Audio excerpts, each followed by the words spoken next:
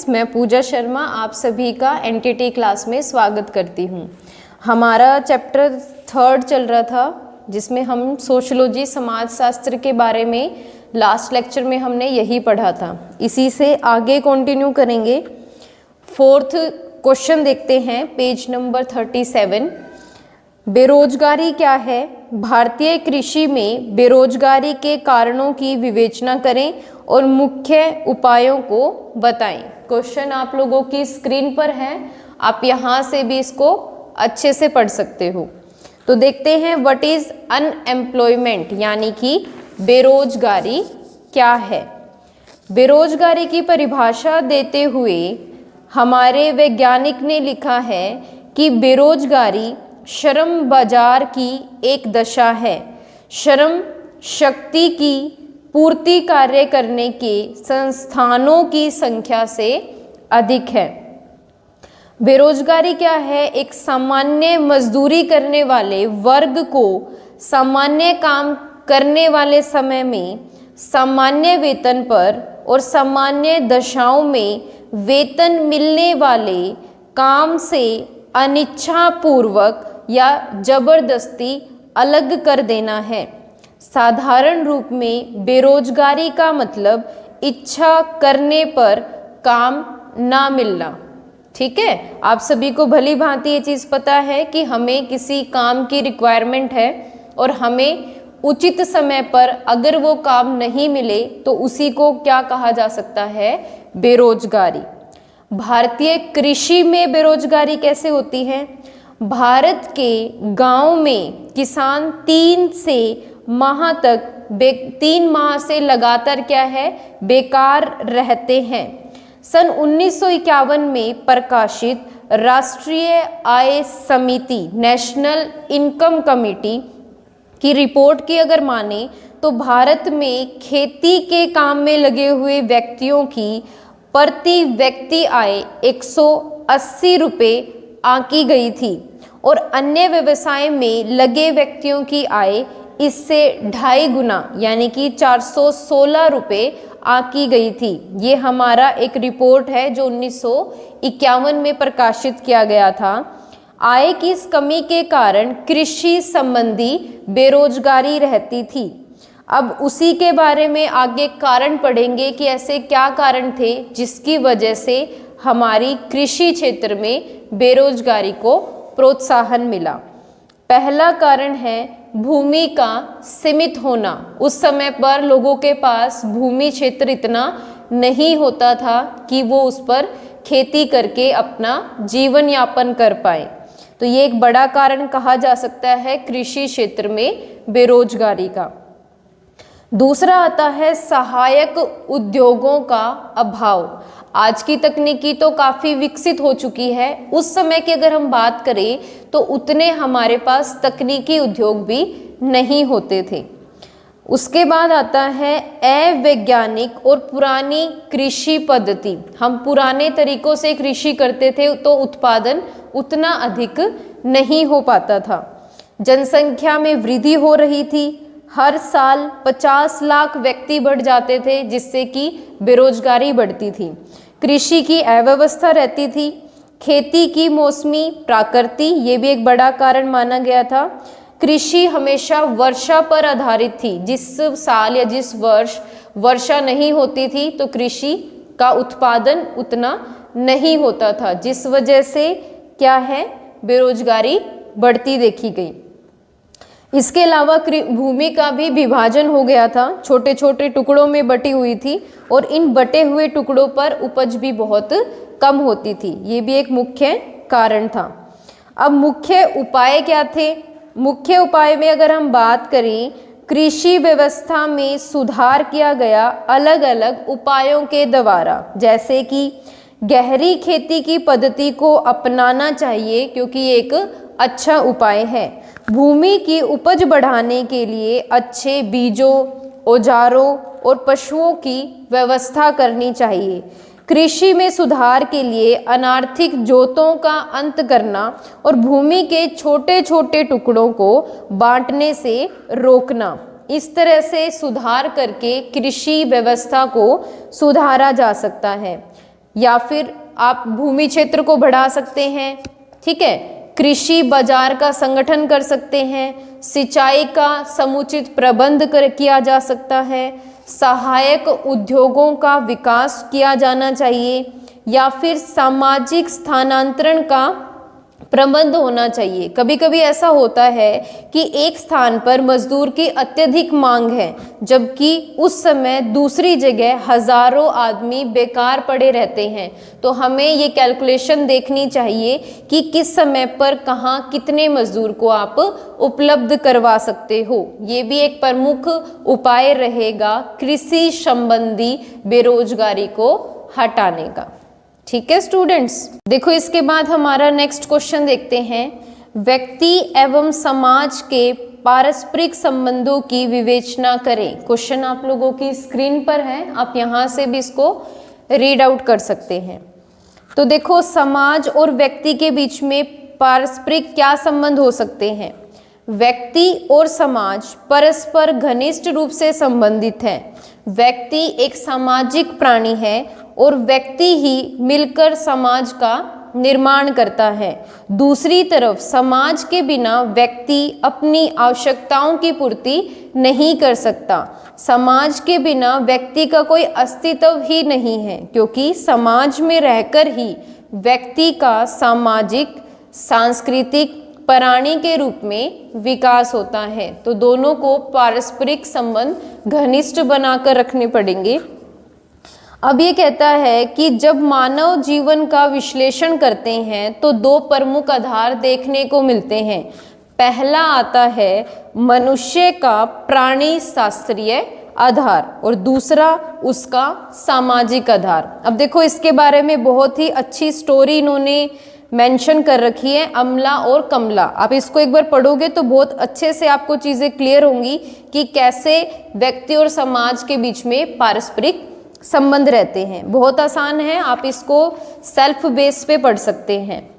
आगे देखेंगे व्यक्ति को समाज का योगदान किन तथ्यों द्वारा स्पष्ट किया गया है। सबसे पहला आता है cultural pattern and cultural building, यानी कि सांस्कृतिक प्रतिमान और चरित्र निर्माण। चरित्र निर्माण एक ऐसी चीज है जो समाज में ही संभव है। समाज में रहकर ही मानव प्रतिमानों को सीखता है। दूसरी विशेष आता है इसमें डेवलपमेंट ऑफ पर्सनैलिटी, यानी कि व्यक्तित्व का विकास। व्यक्तित्व का विकास भी मानव जीवन की देन है। व्यक्तित्व से हमारा अर्थ केवल व्यक्ति की भ्रम बनावट से नहीं है, बल्कि उसका आंतरिक स्वभाव, उसकी आदतें, उसकी मनोधारणा, ये सब भी उसके व्यक्तित्व विकास का मूल्य विशेषताएं रहेंगी। उसके बाद आता है डेवलपमेंट ऑफ सेल्फ, खुद का विकास करना, वो भी समाज में रहकर ही पॉसिबल है। सामाजिक कारण आ सकते हैं। सामाजिकरण क्या होता है? सामाजिकरण व्यक्ति को समाज की एक अनुपम देन है। यदि समाज ने यह अनुपम भेंट व्यक्ति को न दी होती तो वह उस अर्थ में सामाजिक प्राणी न कहलाता जिसमें कि वो आज है। उसके बाद हम देखेंगे कि व्यक्ति की समाज पर निर्भरता क्या क्या है। व्यक्ति की समाज पर निर्भरता तीन प्रमुख आधार पर होती है। सबसे पहले आता है व्यक्ति के लिए समाज अनिवार्य है, समाज के अभाव में व्यक्ति का जीवन संभव नहीं है। दूसरा हम पढ़ेंगे समाज व्यक्ति का स्वाभाविक विकास है। जब वह अपने अस्तित्व के लिए उस पर आश्रित है तो उसने अपनी बुद्धि और संगठन से समाज को निर्मित भी किया है। समाज मनुष्य का उन्यांक है, यानी कि समस्त प्राणी जगत में मनुष्य सबसे अधिक बुद्धिमान माना जाता है। तो ये सारी क्या है? व्यक्ति की समाज पर निर्भरता है। अगर हम बात करें व्यक्ति और समाज के संबंध के बारे में मुख्य सिद्धांत क्या है, थ्योरी कौन कौन सी हम इसमें पढ़ सकते हैं, तो प्रमुख तीन प्रकार के सिद्धांत हैं जो आपके सिलेबस में आपको पढ़ने पड़ेंगे। सबसे पहले आता है सामाजिक समझौतों का सिद्धांत। इसमें आप पढ़ोगे कि मानव इतिहास में दो कालों में बांटा गया था। सबसे पहले आता है प्राथमिक अवस्था का युग, जिसमें मानव व्यवहार पर नियंत्रण करने के लिए कोई नियम या कायदे नहीं थे। मनुष्य अपनी आवश्यकताओं और इच्छा अनुसार कार्य करता था। दूसरा युग में समझौता काल आता है। इस युग में राज्य, समाज, नागरिकता, इन सब का उदय हुआ। स्वयं को प्रथम अवस्था से मुक्ति देने के लिए मनुष्य ने सामाजिक समझौतों द्वारा समाज का निर्माण किया। तो ये कुछ सिद्धांत हैं। इसके बाद आप पढ़ोगे साम्यवी सिद्धांत। क्या होता है? साम्यवी सिद्धांत सामाजिक समझौतों के सिद्धांत से बिल्कुल विपरीत है। यह सिद्धांत समाज को ही सब कुछ मानता है और इस बात पर बल देता है कि समाज से बाहर व्यक्तित्व का अस्तित्व संभव नहीं है। ठीक है, ये रहता है हमारा साम्यवी सिद्धांत। अब जहाँ पे भी कोई टिप्पणी दी जाती है उसका आपको आलोचना जरूर देखने को मिलेंगी। तो ये नीचे बता रखा है कि कैसे हर एक सिद्धांत की आलोचना की गई। उसके बाद हम पढ़ेंगे सामूहिक मस्तिष्क का सिद्धांत। सामूहिक मस्तिष्क का सिद्धांत भी साम्यवी सिद्धांत की तरह कुछ अस्पष्ट विचारों द्वारा निर्मित किया गया। इसके अंतर्गत समाज को एक सामूहिक मस्तिष्क का रूप प्रदान किया है। प्लेटो और हिंगल, ये दो वैज्ञानिक थे, इनके द्वारा इसी को समर्थन दिया गया कि मस्तिष्क का सिद्धांत ही क्या कहलाता है? सामूहिक मस्तिष्क सिद्धांत। तीनों सिद्धांतों में सबसे पहले सिद्धांत व्यक्ति को अत्यधिक महत्वपूर्ण बनाता है और दूसरे दोनों सिद्धांत समाज को अत्यधिक महत्वपूर्ण बनाते हैं। वास्तव में ये दोनों दृष्टिकोण एक पक्षीय है। हमें यह नहीं भूलना चाहिए कि व्यक्ति और समाज में गहरा संबंध है और इनका अस्तित्व एक दूसरे पर आधारित है। तो कहने का मतलब क्या हुआ कि हम दोनों चीज़ों में किसी भी एक को प्रायोरिटी नहीं दिखा सकते।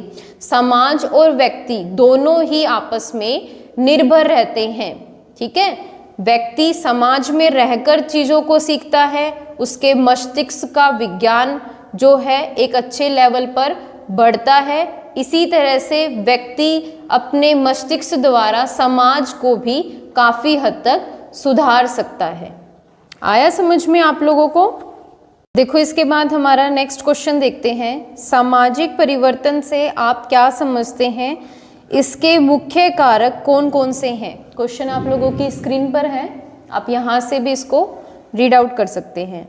तो देखो, सामाजिक परिवर्तन क्या होता है? परिवर्तन हमारी निजी ज़रूरत है और वो ज़रूरी भी है क्योंकि यह प्रकृति का नियम है। हमारी प्रकृति में ऐसी कोई भी वस्तु नहीं है जो स्थिर हो। हर किसी का समय पर क्या है? परिवर्तन होता रहता है। तो सामाजिक परिवर्तन का अर्थ और इसकी परिभाषाएं क्या क्या हैं वो हम इस क्वेश्चन में देखेंगे। तो हम डेविस के साथ जाएंगे। डेविस के अनुसार सामाजिक परिवर्तन से तात्पर्य केवल उन परिवर्तनों से है जो कि सामाजिक ढांचों में होते हैं। हमारे जो सामाजिक ढांचे हैं उनमें जो परिवर्तन होते हैं उनको ही क्या बोला जाता है? सामाजिक परिवर्तन। आपको जिसकी भी परिभाषा बहुत आसान लगे, मैं प्रेफर डेविस को करती हूँ, तो आप ये पढ़ोगे तो भी बेहतर रहेगा। अब देखो, सामाजिक परिवर्तन के कुछ कारक देखते हैं। अलग अलग कारक आपको देखने को मिलेंगे, जिसमें हम सबसे पहले पढ़ेंगे जैविक कारक, बायोलॉजिकल फैक्टर। इसमें जो आपके बदलाव आते हैं, परिवर्तन आते हैं, वो वंशानुक्रम पद्धति के बेस पर रहते हैं। उसके बाद हम पढ़ेंगे भौतिक कारक। भौतिक कारक में हम समाजशास्त्र में भौतिक, भौगोलिक और प्राकृतिक पर्यावरण में अंतर नहीं करते। जब कोई भी परिवर्तन हमारे भौतिक और भौगोलिक पर्यावरण में होता है तो इसका प्रभाव हमारे समाज पर भी पड़ता है। इसी तरह से आता है संख्यात्मक कारण कि जनसंख्या में भी लगातार परिवर्तन होते रहते हैं। आर्थिक कारक, जैसे जैसे आर्थिक जगत में विकास होता है तो उसमें भी उतार चढ़ाव आते रहते हैं। उसके बाद आता है प्रौद्योगिकी कारक। जब हम शुरुआती दौर की बात करें तो मनुष्य कृषि करता था पुराने साधनों के साथ। जैसे जैसे तकनीकी का विकास हुआ वैसे वैसे प्रौद्योगिकी कारकों में भी परिवर्तन आया। उसके बाद राजनीतिक कारक आते हैं। अगर हम प्रदेश या राज्य की बात करें तो उसमें 2 या 4 भागों में अलग अलग इसको राजनीतिक तौर पर बांटा गया है। जैसे कि भाषा के आधार पर सूबे की मांग करना, अनशन करना, धरना देना, विभिन्न प्रकार की अनुचित मांगों को पूरा करने के लिए आंदोलन करना। तो इस तरह से भी राजनीतिक कारक अलग अलग तरह से सामाजिक तौर पर परिवर्तन में लाए गए। इसके बाद आप पढ़ोगे सांस्कृतिक कारक। संस्कृति में भी आपको पता है कि लगातार परिवर्तन आते रहते हैं, तो ये भी इसका एक प्रमुख फैक्टर है। उसके बाद हम पढ़ेंगे मनोवैज्ञानिक कारक। जो हमारी सोशलॉजी है या जो हमारी साइकोलॉजी है उसके फैक्टर भी लगातार चेंज होते रहते हैं। अब हम लास्ट में पढ़ेंगे कि व्हाट आर द कॉन्फ्लिक्ट्स, यानी संघर्ष क्या क्या थे। सामाजिक परिवर्तन में संघर्ष की भी महत्वपूर्ण भूमिका है। प्रत्येक समाज में सहयोग और संघर्ष दोनों पाए जाते हैं। जहाँ सहयोग जीवन और व्यवस्था में एक रूपता, एकीकरण एवं संगठन का विकास करता है, वहीं दूसरी ओर संघर्ष दमन, विरोध, हिंसा इन सब की उत्पत्ति करता है। आज सामाजिक जीवन में सामान्य सहमति न होकर असहमति, प्रतिस्पर्धा, स्वार्थी, ये जो संघर्ष हैं ये सबकी प्रधानता होती जा रही है। अतः कहा जा सकता है कि संघर्ष सामाजिक परिवर्तन में महत्वपूर्ण भूमिका निभाता है। तो इस तरह से कुछ फैक्टर हैं जो हमारे सामाजिक परिवर्तन को प्रभावित करते हैं। आशा करती हूँ कि आप लोगों की क्लासेस अच्छी जा रही होंगी, आप सभी को सारी चीज़ें प्रॉपर तरीके से समझ आती होंगी। फिर भी अगर कोई डाउट है किसी प्रकार का तो आप कभी भी कॉल या व्हाट्सएप पे इस सेम नंबर पे आप कांटेक्ट कर सकते हो, ठीक है। तब तक के लिए आप चैनल को लाइक करें, सब्सक्राइब करें, शेयर करें और अपनी स्टडी को कॉन्टिन्यूअसली रखें।